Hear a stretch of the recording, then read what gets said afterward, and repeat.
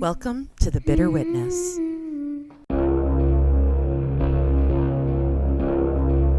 Don't be scared. Hello. Welcome back.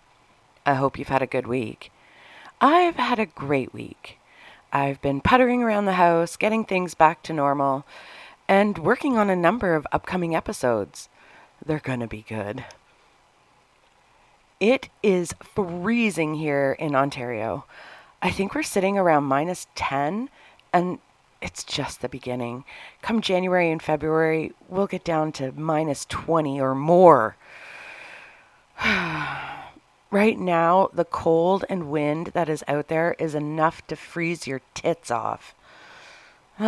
Canada. This is the perfect time to stay inside with a good book or snuggle under a blanket and get some crochet done. I know, I am so old, but I love to crochet. I'm great at making hats and blankets. But here's the thing with my blankets. I get bored so fast with the color I'm using, so I need to switch the color often. So all my blankets are multicolor. I can't just stick with one color. It's so boring after a few rows. I need change. I need colorful. I need to see a doctor about ADD meds, I think. Well, that's really all that's happening in my little corner of Ontario. Let's get the business out of the way. If you enjoy this episode or any episode, head on over to the Patreon page and support the show. For less than a Starbucks coffee once a month, you can help me to keep bringing you these episodes. You can also financially support the show on Spotify by subscribing over there. And don't forget to like, follow, and share the show on whatever platform you're listening on. And give the show a 5-star review on Apple. Apparently, this all helps with the algorithm, which is something I will never understand. That's enough of the business. Let's get to this week's case. The dogs are sleeping behind me, so puppy ASMR will be brought to you by both Miley and Piper today. So grab a cup of tea, sit back, and relax while I tell you about the case of the mysterious death of Davina Buff Jones.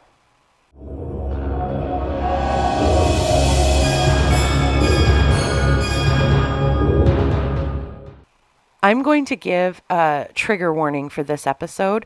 There is a lot of talk about suicidal ideations and suicide being carried out.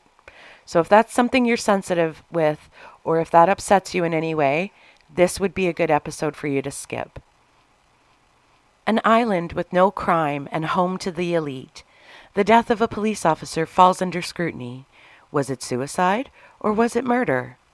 Crooked sheriffs and crooked district attorneys, the island a port for drug traffickers, a mishandled autopsy, and a police chief who is shut down at every turn when trying to figure out what happened to her colleague.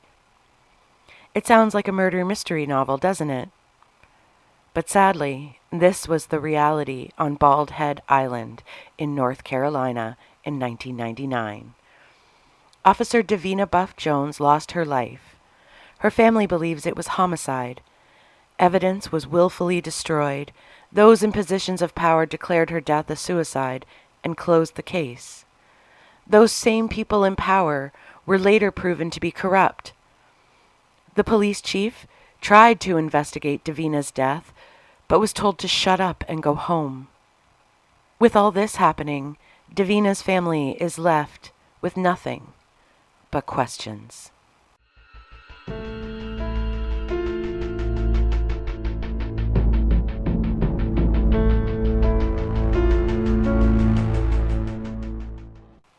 As always, I want to give the victim in our case top billing, Davina, and to all her family and loved ones. I acknowledge you, and I send my love to you wherever you may be. Bald Head Island is on the southern tip of North Carolina's Cape Fear coast, an exclusive retreat for the disgustingly rich. Weekend at Bernie's was filmed there, so if you've seen that movie, which is a classic, you know what the houses look like there. And if you haven't seen Weekend at Bernie's, why not? The island is only accessible by a 20-minute ferry ride. The majority of the population on the island are tourists and those who vacation there. There are also no cars on the island, so the main mode of transportation is golf carts. Only government officials, like police officers, have actual vehicles. In 1999, 33-year-old Davina Buff Jones was working on the island as a police officer. She is known as Dee to her friends and family. Dee grew up in Charlotte, North Carolina. She was always known as the tomboy because she loved to smoke, spit, and curse. I think we would have been great friends. Her parents owned a steakhouse in Charlotte, and growing up, Dee worked at the family restaurant with her sisters.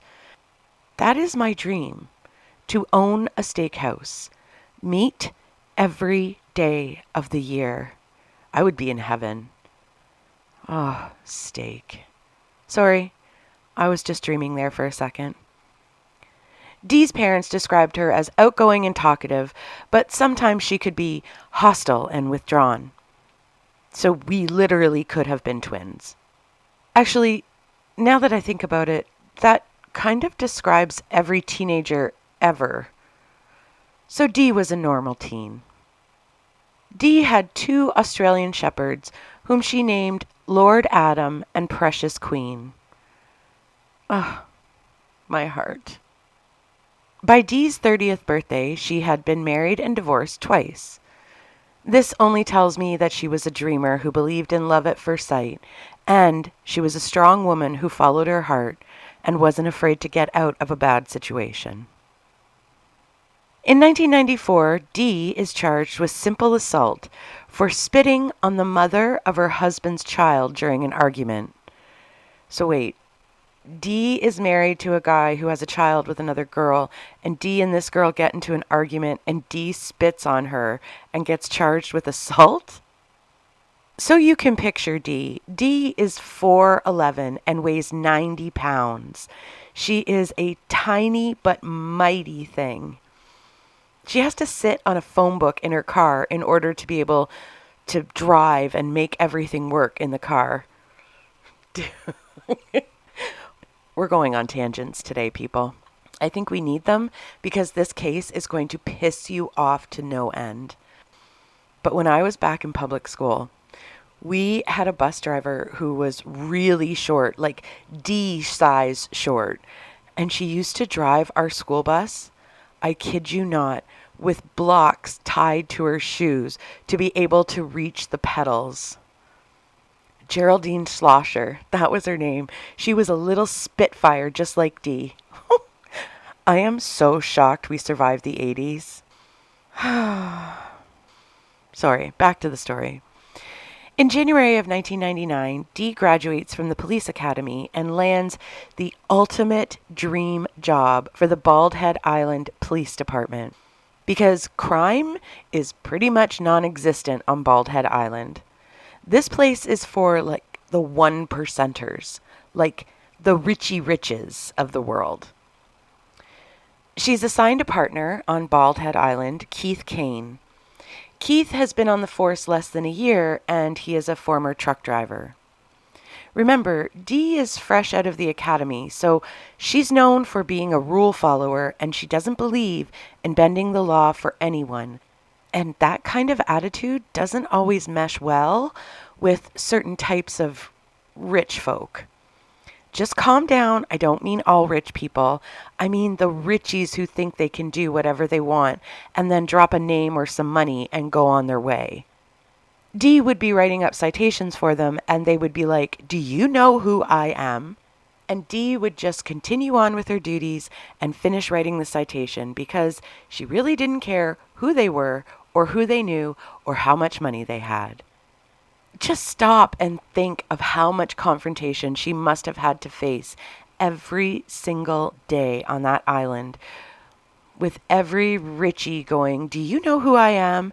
when she was just doing her job.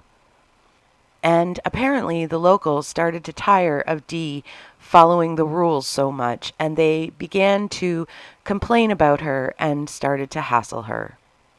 By the fall of 1999, Dee is absolutely miserable with her work, and I would imagine getting frustrated with fighting against the residents of the island.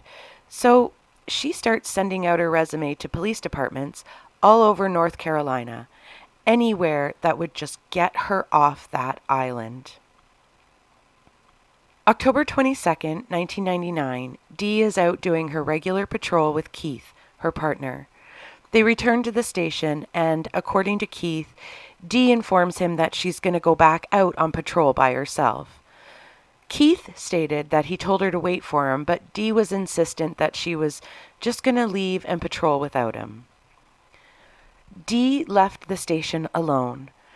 Some think that she wanted to be alone so that she could make a phone call in private. At 11:19, she makes a phone call on a payphone at the marina. The call is to her ex-boyfriend. The two have just broken up earlier that week, and a couple nights earlier, Dee had one of those sloppy drunk nights, which involved her going to his house really, really drunk. We've all been there. According to her ex, Dee apologized to him for showing up drunk at his house and tells him that she just wants to stay friends. He tells her that he wants to stay friends as well. At least he was a gentleman and didn't berate her over her sloppy drunk night. We have all had one, and if you say you haven't, I don't think you're lying a little bit there. The call lasts a couple of minutes and ends with Dee stating, "I'll talk to you later," and hanging up. Dee gets back into her patrol car and starts out on her patrol again, alone. Dee heads towards the island's lighthouse. The lighthouse is known, I'm not making this up, as Old Baldy. It's not functional anymore. It's basically just decoration for the island. Sounds like my ex-husband. So many sexually charged innuendo jokes to be made here, and I only have like an hour.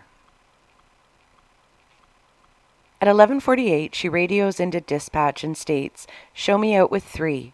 Please stand by." Which, in police talk, that means she's come upon 3 people and she's going to get out of the cruiser and investigate. Dee leaves her radio open. So that means that whoever is on dispatch can hear everything that's happening around Dee. The next thing we hear from the radio is, "There ain't no reason to have a gun on Bald Head Island, okay? You want to put down the gun? Come on, do us a favor and put down." And then there is a loud squelch, is the only word I can think of that describes the sound. It sounds like feedback, but it's really loud. According to the guys on Generation Y, they could hear Dee saying, "Oh my God, oh my Lord." I've listened to the call over and over. When I listen to this, right after the feedback, I hear 2 things really quick, and they are Dee's voice, but it sounds like she's saying, "Oh God, oh God." I'm going to let you listen to the radio transmission yourself, and you're going to have to decide for yourself if you hear her saying anything. So I'm going to let you listen to that radio dispatch now. 4206. 4206. 10-4, show me out with 3. Stand by, please. Ain't no reason to have a gun. Here, I'll follow it out, okay? You want to put down the gun. Come on, do me a favor. Now put down.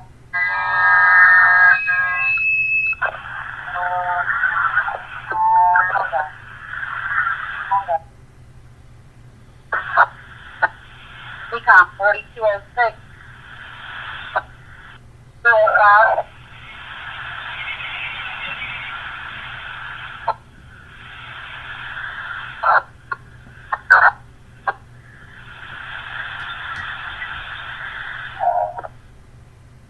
Decom 4205 and 6.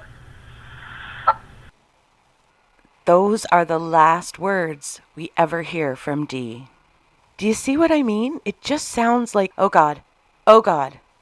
It could be, oh my God, but you're going to have to decide for yourself what you hear. You can hear the dispatch calling her number, 4206, but there is no reply. So then the dispatch calls 4205, which is Keith. He heads out of the station and starts looking for her. After about 15 minutes, he comes upon her white pickup truck. Now it's backed in to the end of a dead-end alley.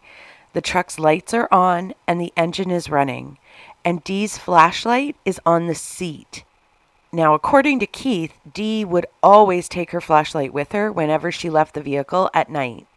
Next, Keith finds Dee's body laying face down on the ground near the base of the lighthouse, right beside a white picket fence. Dee has been shot in the back of the head once, and her service gun, a .40 caliber Glock, is lying very, very close to her right hand. Keith checks Dee for a pulse. He calls for backup and rescue, and then he picks up her service gun and puts it on the floorboards of Dee's truck. Now hang on, before we shred Keith for moving the gun, let's look at this logically. Keith has just found his partner dead. It's dark. He doesn't know who did this or if they are still around him. According to Keith, he didn't want someone to sneak in the dark and pick up the gun and shoot him as well. Let's also add in that he is probably panicking as there really isn't any murders on Bald Head Island.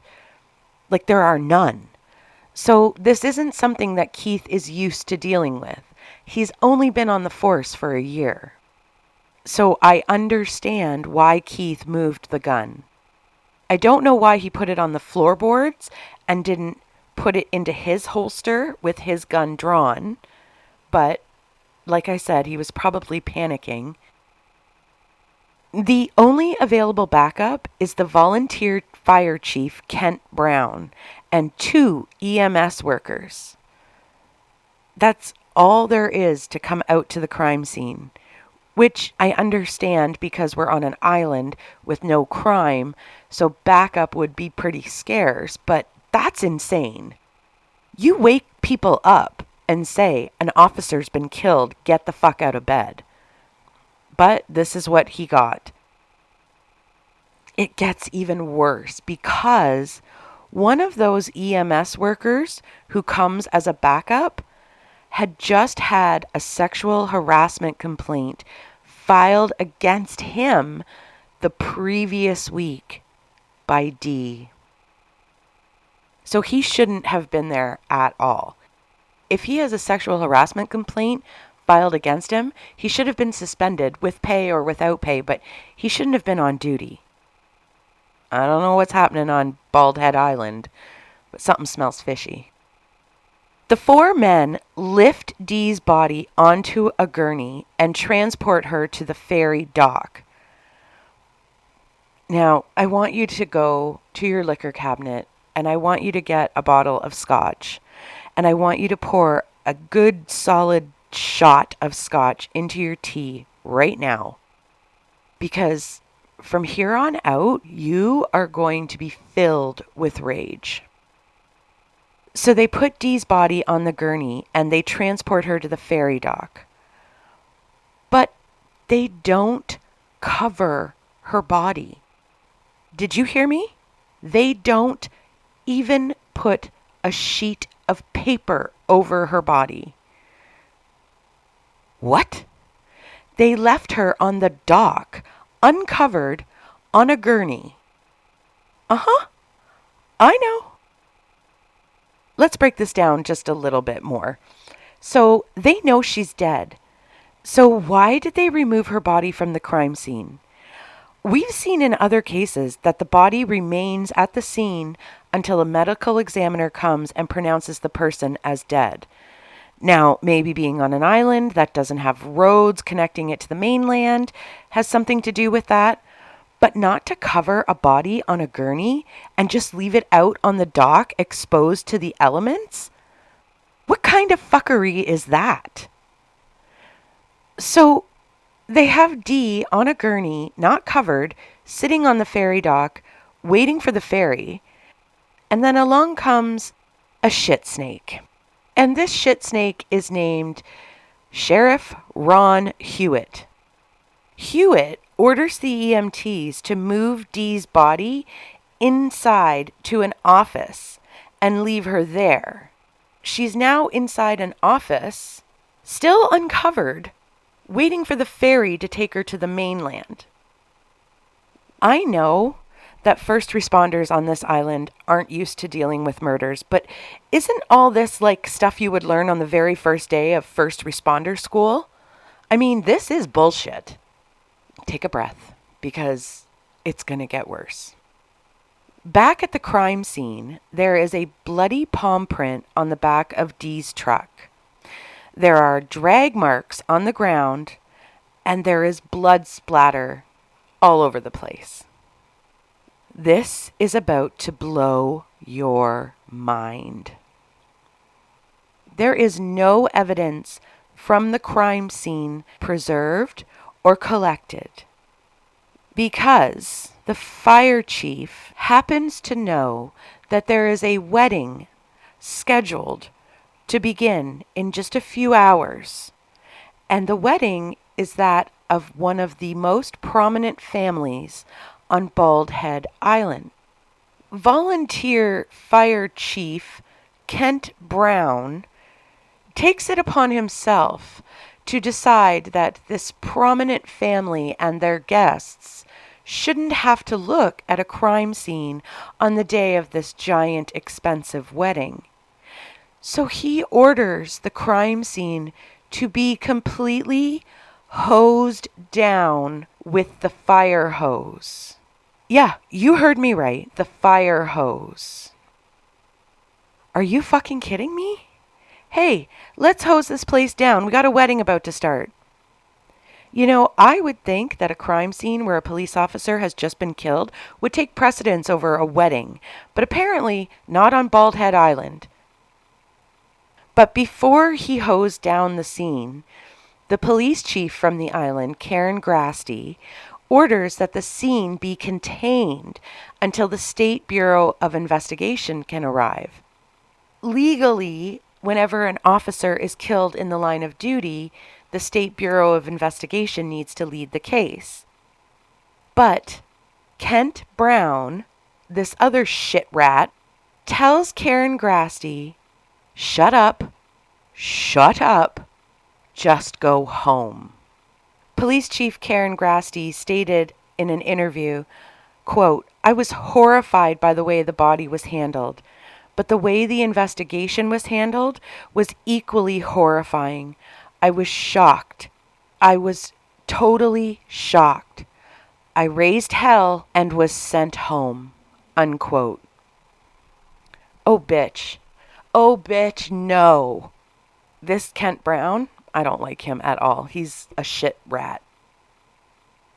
Dee is finally taken over to the mainland, and Sheriff Hewett demands an autopsy be done immediately. That morning after Dee is found, the autopsy is performed. And this autopsy report is ridiculous, unprofessional, and dare I say sloppy? There were actually 2 autopsies performed on Dee's body, and I have both of them, and I have read both autopsies front and back, top to bottom.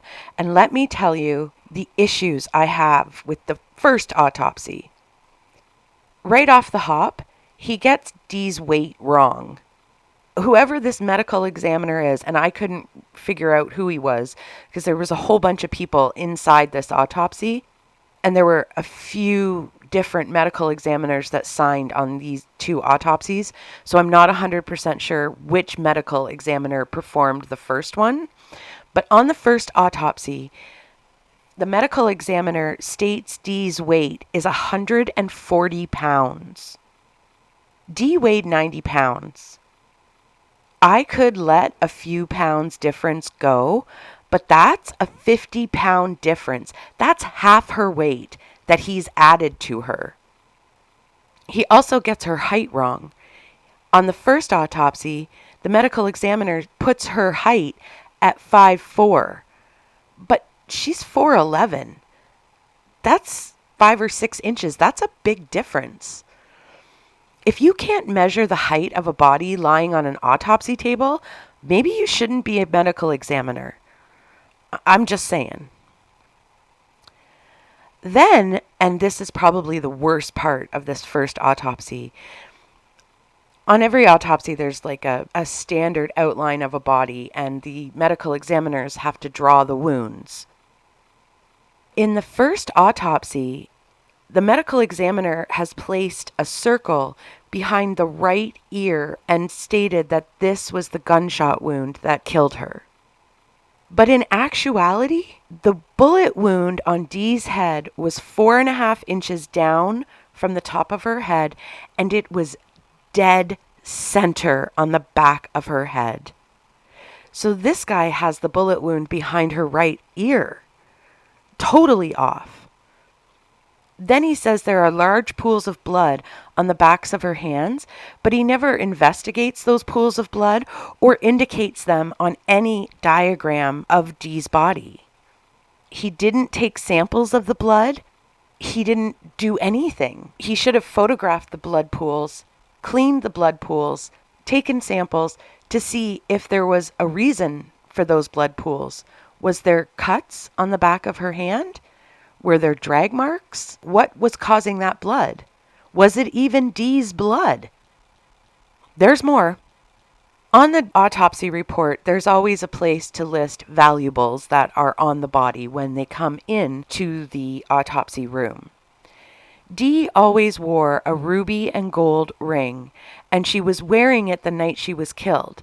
And in some of the autopsy photos, you can clearly see this ruby and gold ring on Dee's finger.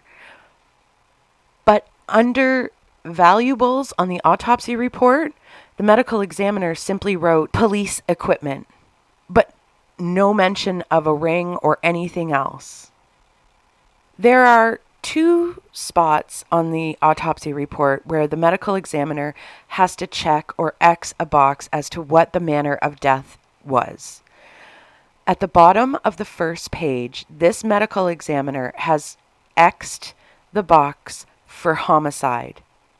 But then, on the right-hand side of the paper, at a later date, he crosses out homicide and X's suicide, and there's a date of January 3rd, 2000, and initials from 2 different people. But on the left-hand side of the report, it still says homicide. Now, at the end of the first autopsy report, there is a page that has the title, Narrative Summary of Circumstances Surrounding Death. Under that title, there are lines to be written on, and the following is handwritten, quote, 33-year-old police officer on routine patrol at Bald Head Island. Unknown set of events. On radio at time, PT sustained a GSW to head. Autopsy requested, police on scene, unquote. There are initials, I assume, of the medical examiner directly under this statement. And then there is an empty line, and there is one line handwritten on the autopsy report that states, quote, subsequent police investigation reveals that wound was self-inflicted, unquote. And there are initials under that sentence, but it's not the same initials that are under the above handwritten note. I can't read the initials, but they are definitely not the same person. When all these issues are later called into question, this medical examiner states that because of a lack of sleep and pressure by the investigators to get them information immediately is why he made these errors. That's bullshit. It's not because you're tired. It's because you are a shitty medical examiner who doesn't know what the fuck you are doing, and you were either intimidated or influenced by someone, and you should have your medical license pulled. They can wait for the autopsy. There is absolutely no need to rush through an autopsy and make obviously glaring mistakes. It's ridiculous that you say that you're speeding through an autopsy to get the investigators the results, because you're giving them the wrong answers. So what's the point of rushing? You're not helping the case. In fact, you're fucking it up more. To me, this feels like this medical examiner had already decided, or someone had told him what to find, and so he wasn't even looking at the evidence in front of him. He was just going through the motions of an official autopsy and writing down what someone wanted on those reports. With the second autopsy, I can't tell you when it was performed specifically. There was a date on the bottom down by the signature of the pathologist, and that one states December 14th, 1999. But at the top of the page, there's a line that states that the second autopsy was also conducted on October 23rd, 1999. But I kind of lean towards December, but I'm not 100% sure. But this second autopsy is absolutely correct.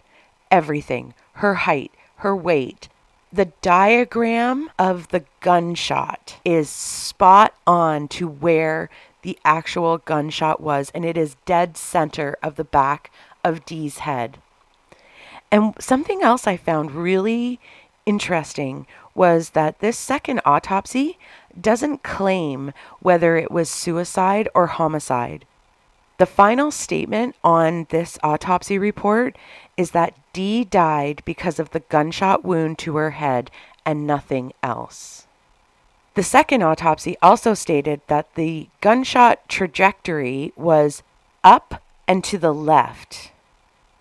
But if it was suicide, I don't see how she would have been able to make that shot. She would have had to had her thumb on the trigger. And a lot of internet trolls and Hewett, the shit snake Hewett, said that if you were to point the gun at your face with your thumb on the trigger directly at your face and then bring your arm over your head with the gun upside down, that this shot would have been possible. But I don't know that it was. And I've been sitting here trying to pretend that I have a gun in my hand and bringing it around. And I don't know. I have questions. We'll get to them in a minute about this. 2 weeks after Dee's death, District Attorney Rex Gore, who, P.S., is also a shit rat, decides and declares publicly that Dee's death was a suicide, and he closes the case and refuses to reopen it under any circumstances. So now we have a problem. Now there are two theories as to the cause of Dee's death: homicide or suicide. We're going to look at the suicide theory and why people think that Dee's death was a suicide. I want to get it out of the way because I personally don't think that Dee killed herself. You're going to have to decide for yourself. According to Sheriff Hewett, Dee held the gun in front of her face and then brought it around to the back of her head upside down and pulled the trigger with her thumb. But according to ballistics experts, this was a .40 Glock pistol. And I know nothing about guns. I'm Canadian. We don't have guns, just for hunting, and that's about it. According to these experts, if Dee was to have held her gun upside down to the center of the back of her head, the shell casing from the bullet would have ejected from the gun to the left of her body. But in the crime scene, the shell casing was found on the right side of Dee's body. So this theory of her holding the gun upside down doesn't really work unless she was moved after the bullet was fired.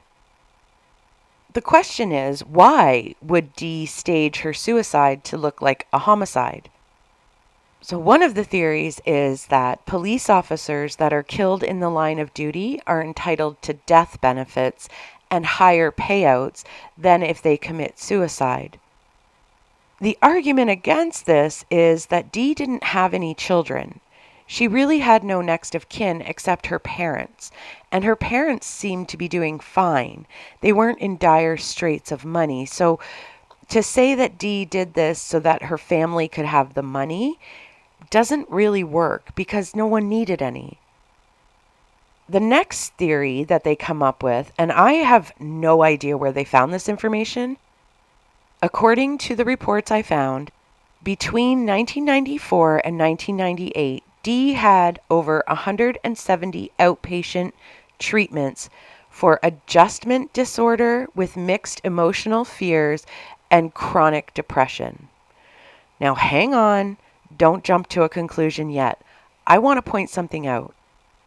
If you were to go to therapy every week for 4 years, that is only 208 sessions. So really, with 170 outpatient sessions between 94 and 98, all that says to me is that she was in weekly therapy. Let's lay it out. She had a stressful job as a police officer. She was a tiny person trying to do that job. That would cause me some stress. She was trying to do the job right and getting complaints from the Richie snobby residents on the island. She had stated that she wanted to stop the drug trafficking that was happening on the island, and she had just broken up with her boyfriend. No wonder she was in therapy. In fact, good on Dee for being in therapy. A lot of cops don't go to therapy because they think it might be misconstrued as a weakness. Personally, I think it just shows how strong and intelligent Dee was. But there was a different mindset back in '99 about therapy. The next thing I found was that apparently, while Dee was still in high school, she had swallowed a bunch of Tylenol and had to get her stomach pumped. So those who hide behind screen names on Reddit and the rest of the internet decided that, well, she has a history of suicide attempts, so this must just be another one. Okay, first off, she was 33. She wasn't a 16-year-old teen going through all the hormonal changes and heartbreaks that come with being a teenager. So as far as I'm concerned, you can stuff that theory right up where the Lord split ya. Because it holds no water for me. None. It was Tylenol. If she took a bottle of sleeping pills, I would say, okay, that was a serious suicide attempt. She took some Tylenol and had to get her stomach pumped. It was probably a cry for attention, and it was probably done after a boy and her broke up. Who knows? We don't know any of the details surrounding it. We just know that it happened. 2 days before Dee was killed, she apparently told her doctor that sometimes she wanted to walk out into the ocean until she couldn't swim anymore. But according to her doctor, they considered that remark was like a fleeting thought, and Dee was a very low risk for carrying out suicide. And of course, the internet trolls jumped on this and said, whoa, 2 days before she said that? Oh, she was suicide. This is suicide. Absolutely. End of story, period. Close the book. I don't see that as a suicidal thought.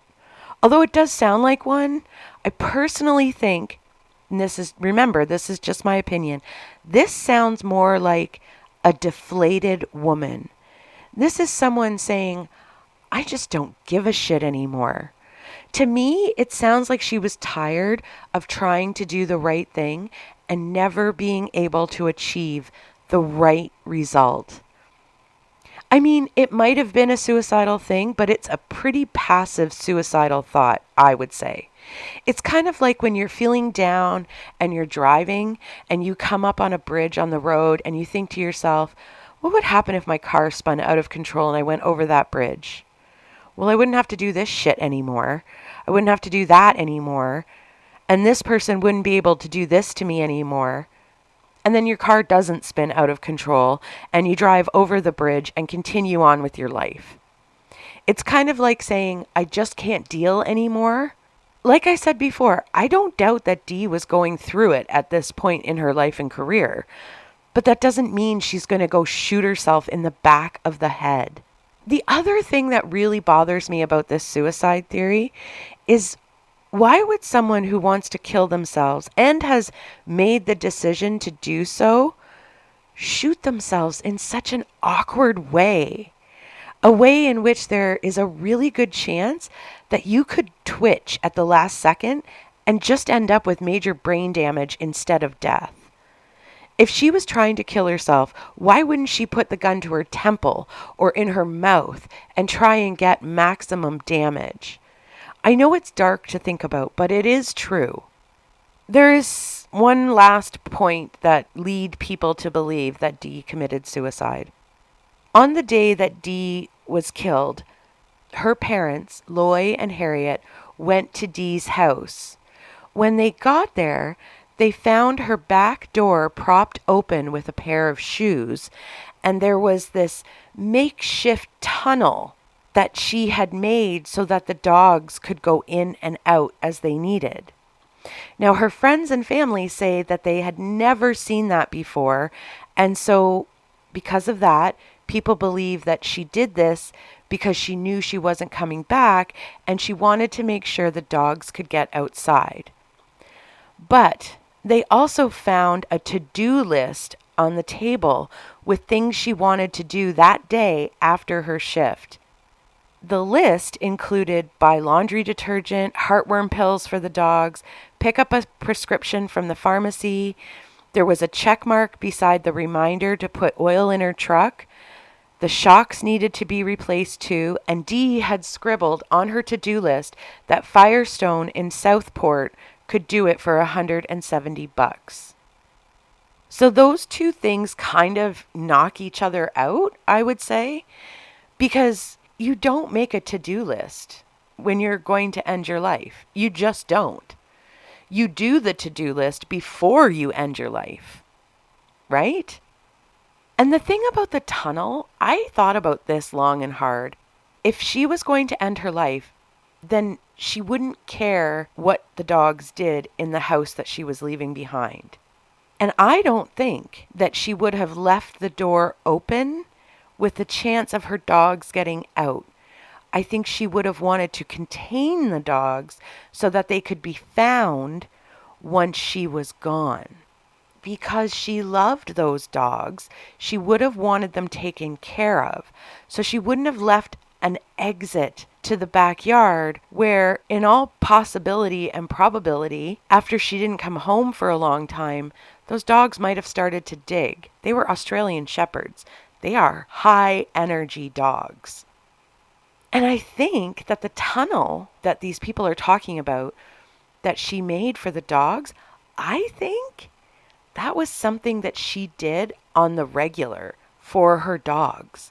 And I think she just didn't tell anyone because how would it look with a police officer leaving their back door unlocked and open?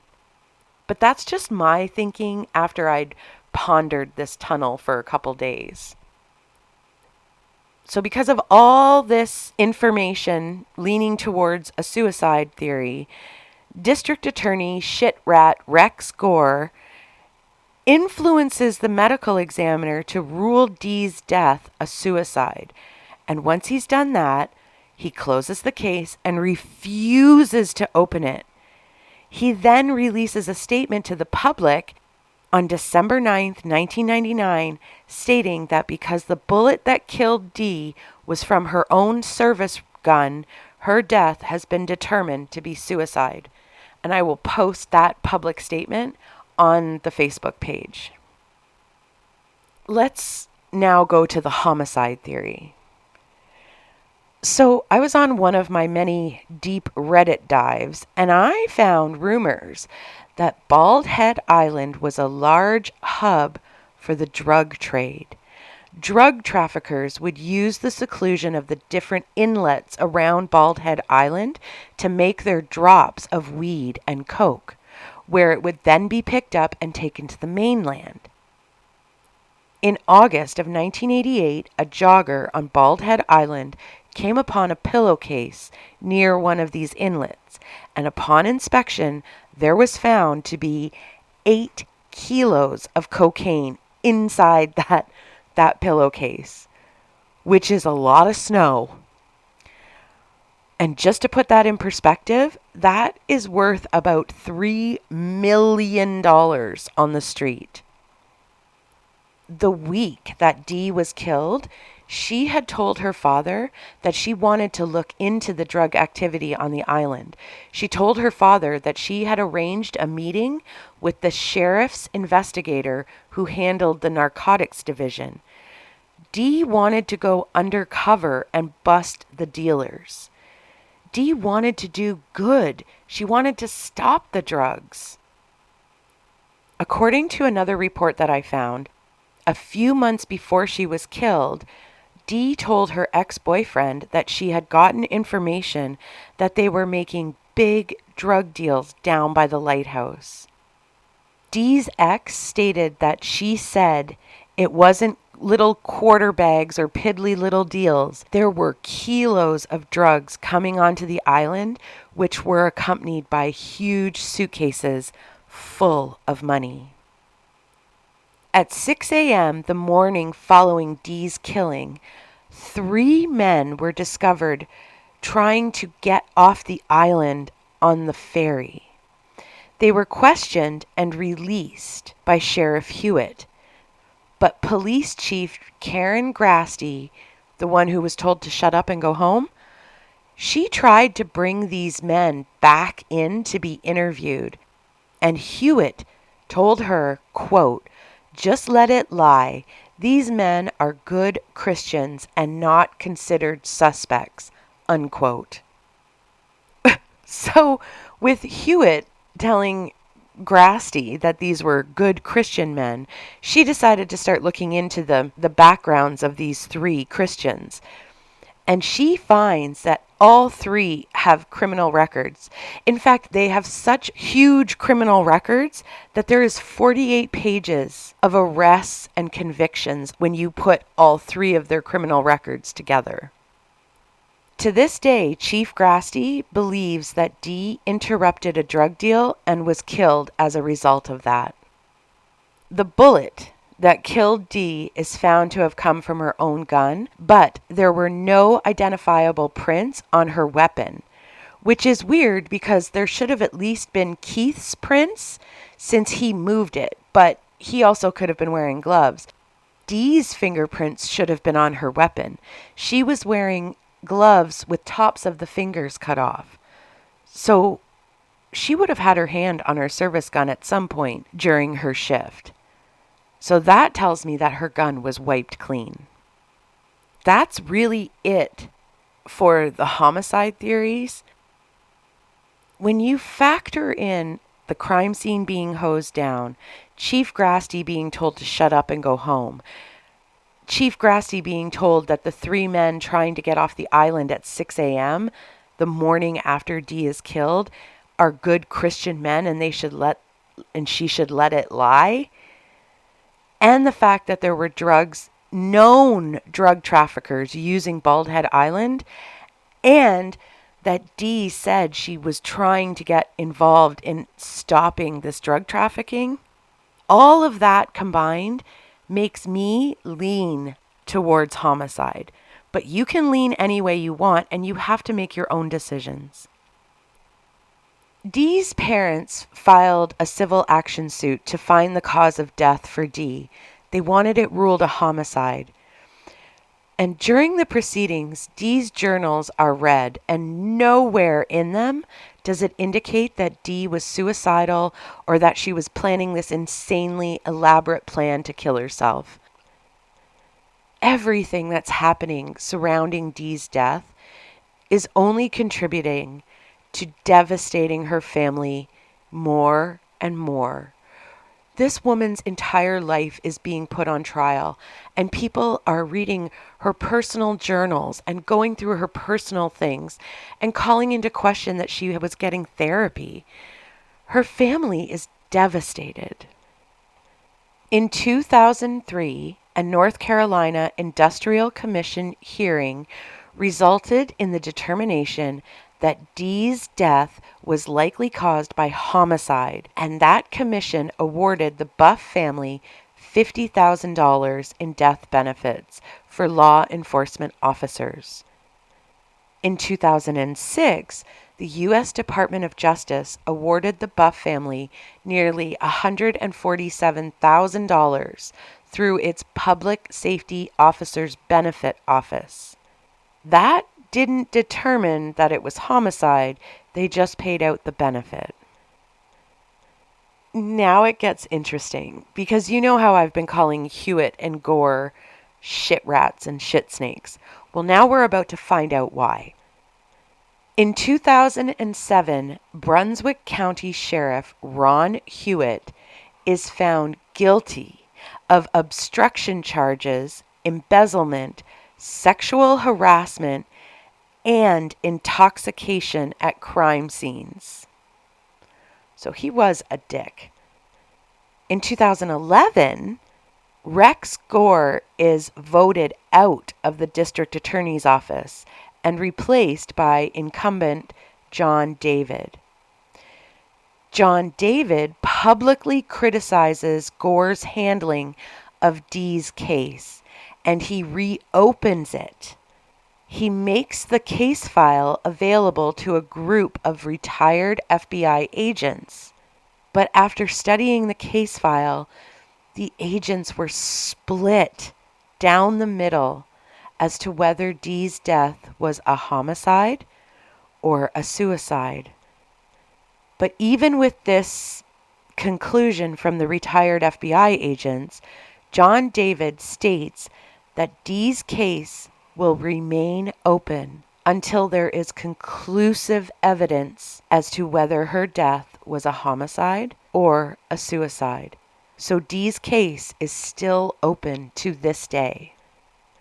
In 2013, former District Attorney Rex Gore pleads guilty to charges that he conspired with an assistant district attorney in defrauding the government in a fake travel reimbursement scheme. So see, I was right. He's a shit snake. Entering the plea before the Superior Court judge, Gore was given a 60-day suspended jail sentence, fined $5,000 plus court costs, placed on 12 months supervised probation, and had his license to practice law suspended for 6 months. And there was a stipulation that his supervised probation would become unsupervised once he paid the $5,000 fine. Gore stated to the press that he could live with those conditions. You know, that's only what they caught him with. I wonder what role you played in other crimes, Gore. But as far as I could tell, Gore is now retired, but he retired with his law license in check. So he very well could have returned to practice in between these charges and his retirement. As for Hewett, at about 2 p.m. on July 12, 2014, Hewett, who at the time was being held in administrative segregation, stepped out of his jail cell to meet with his mother and girlfriend, who had just arrived at the jail for visitation. When he left his cell, he was wearing only his boxer shorts, which prompted deputies to tell him to return to his cell and dress properly. Hewett refused the commands and walked around the open pod area, or day room, and began looking in other inmates' cells. Inmates were becoming loud vocally and banging on their cell doors. A deputy entered the pod area to address the situation with Hewett. As the deputy approached Hewett, Hewett assumed a fighting stance and attempted to strike the deputy with a closed fist. The deputy was able to avoid being struck and removed his taser and began giving commands and taser warnings to Hewett. Hewett disregarded his commands and attempted to hit him again. When Hewett tried to hit the deputy again, the deputy deployed his taser, striking Hewett in the chest area. Hewett dropped down, rolled in an attempt to remove the probes, came to his feet, and again attempted to strike the deputy. He then chased the deputy around the pod area, and the deputy shot him again with the taser, this time hitting him on the arm, which didn't even have an effect on Hewett, and Hewett punched the deputy again. Then additional officers arrived, and they all had their tasers out and were commanding Hewett to get down on the floor. One of the new deputies approached Hewett and started giving him commands to get down. Hewett refused to comply and came towards that deputy in an aggressive manner. The deputy then struck Hewett with a glancing blow with a closed fist to defend himself. That blow stunned Hewett, but he again came at the new deputy. Meanwhile, the first deputy that shot Hewett twice with the taser reloaded his taser and hit Hewett again with the taser. One probe struck Hewett in the center of his chest, and the second probe hit his right hand. This time, the taser was effective in dropping Hewett to the ground, where officers were able to safely control him and restrain him. But Hewett kept fighting. According to an article that I found, they had Hewett restrained, but he was still trying to get up. And apparently he said, quote, "You know, it takes a real talent to kill a man with a taser. Y'all don't have the balls to step up to a man. I didn't go down like a coward, boys, and y'all gotta fight." Unquote. Hewett refused to stand, so the deputies carried him back into his cell, where they put him on a suicide watch. According to this article, suicide watches in this jail requires an officer to check on the inmate every 15 minutes. But with Hewett, they checked on him every 5 minutes. Everything was removed from his cell except for his sleeping mat. They even took his boxers. They had medical personnel come in and examine him, but Hewett told them he was fine. According to the article, Hewett showed no signs of difficulty breathing or any other signs of distress. He was locked inside his cell, and electronic records of the deputies' key fobs showed that they were there every 5 minutes. At the second 5-minute check, a deputy reported that Hewett was not moving. Medical units were called to Hewett's cell. A nurse entered the cell, tried 30 minutes of CPR, but Hewett was dead. Ron Hewett was 51 years old. Of course, the prison officials are going to say that it wasn't from the tasering, but anybody gets 3 taser shots, man. That's a lot of juice flowing through your heart. They said that Hewett had a prior heart condition that no one knew about, and that was what caused his death, not the taser, but I kind of think a combination of both were at play here. As for Dee's parents, Lloyd and Harriet, they still remain with questions about their daughter's death. They adamantly believe that Dee was murdered, and they just want answers. Lloyd and Harriet scattered Dee's ashes off of the dock where she and her grandfather used to fish together when she was little. And that is the case of the still unsolved, mysterious death of Davina Buff Jones.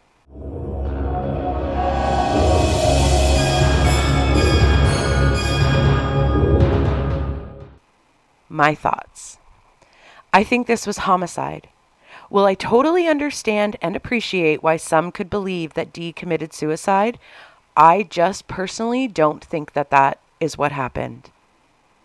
I have so many questions about this case, and I have so much anger towards the officials and the absolute sloppy bullshit manner that this case was handled.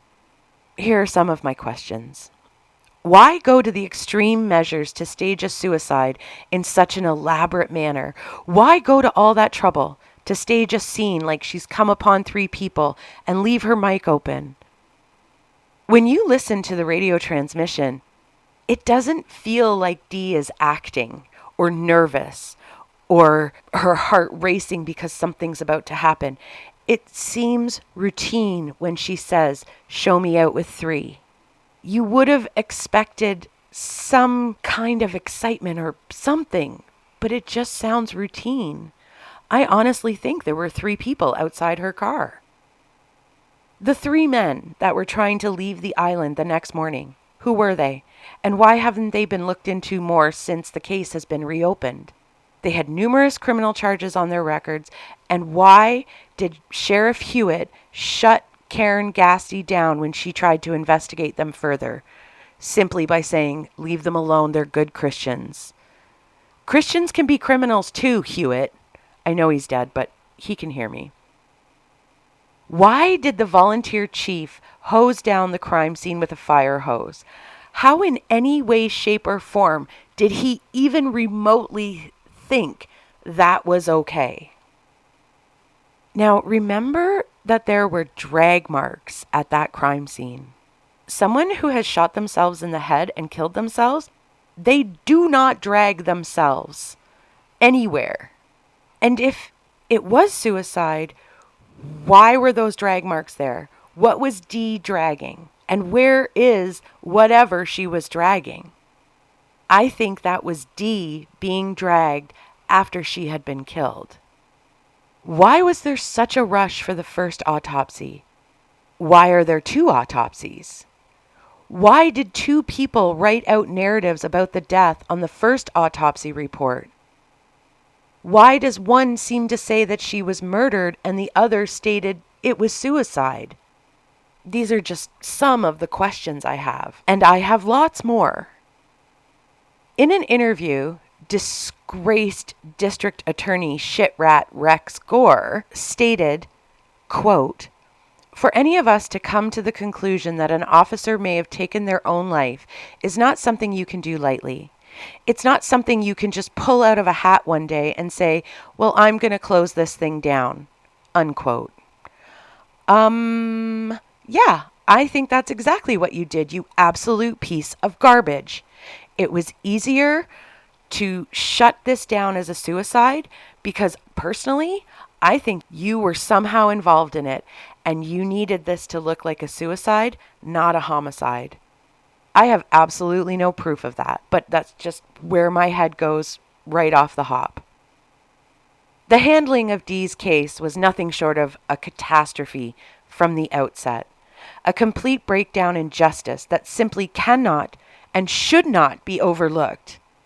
Dee was an exemplary police officer who dedicated her life to upholding the law and fighting for what was right.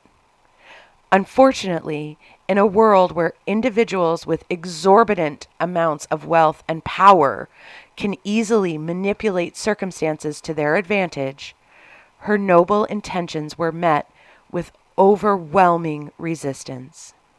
Dee's death serves as a painful reminder of the harsh realities faced by those who dare to stand alone against systemic forces that prioritize money and power over justice. For Dee's grieving family, this turmoil has culminated into a heartbreaking quest for answers that will likely remain elusive. Her mother, Harriet, embodies the devastating impact of Dee's death during interviews, where her sorrow and anger manifest in raw, unfiltered emotion. As she twists the ruby and gold ring that once adorned Dee's finger, Harriet openly wrestles with feelings of betrayal towards those in positions like Rex Gore and Ron Hewett, the 2 main players at the center of the cover-up of her daughter's murder.